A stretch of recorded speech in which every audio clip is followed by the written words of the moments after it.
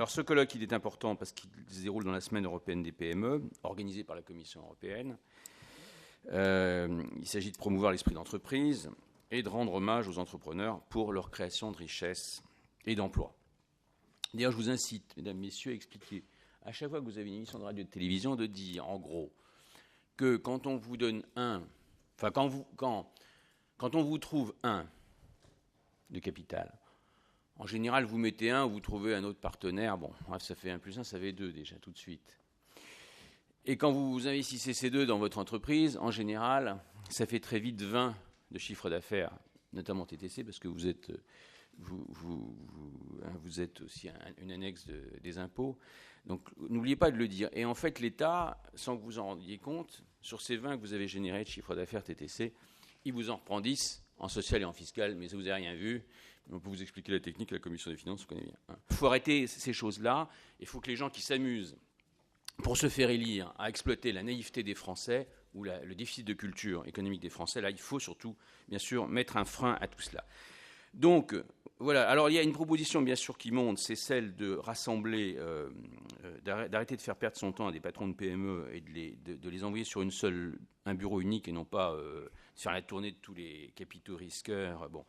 Et par exemple, bien sûr, de fusionner, bien sûr, Oseo, CDC Entreprises et le FSI. Alors, le FSI, même chose, c'est nous qui l'avons créé. Hein. C'est nous qui l'avons proposé, en tout cas. Donc, voilà quelques-unes des mesures. Et puis, effectivement, puisque le problème, c'est le renforcement des fonds propres,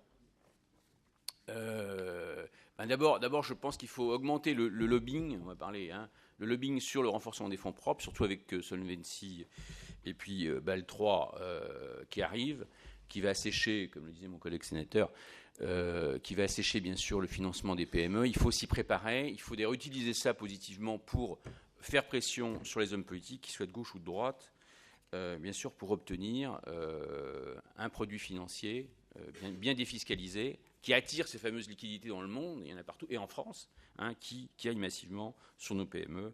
C'est la meilleure, nos PME, c'est la meilleure garantie, c'est la meilleure assurance vie du niveau de vie des Français. Hein. Le produit financier, si on arrive à le créer, on va essayer de vous aider. C'est pas gagné, hein, parce qu'ici, pour passer un produit financier, il faut passer la barre de Bercy. On va essayer. Mais voilà, il faut tenir compte de ce contexte, donc soyez bien sûr le plus intelligent possible avec ça. Bon, voilà moi, le petit message que je voulais vous faire passer de la part de l'Assemblée nationale et de la part du groupe des députés de l'entreprise. Compte tenu bien sûr qu'il y a de l'épargne, on a plus de 16% de taux d'épargne, c'est un des plus importants d'Europe. Voilà, alors écoutez, ce qu'on attend de vous, c'est que vous inventiez, enfin on a quelques idées, hein, mais que vous inventiez un nouveau produit fiscal, que vous nous le soumettiez.